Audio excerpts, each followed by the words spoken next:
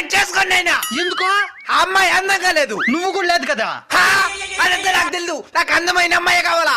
ఇదే మాట ఆ అమ్మాయి చెప్తే ఏం చేస్తావో? నాకు అందం కావాలా. ఎంత కావాలా? ఇంత ఇంత కావాలా? దానికి రెండింతల అందమైన అమ్మాయిని చూపిస్తాను పద. ఏంది అందమైన అమ్మాయి అని చెప్పి ఈ చెట్టు కిందకి తీసుకొచ్చినవే? ఈ చెట్టు కిందనే నీకు జ్ఞానోదయం అవబోతుంది.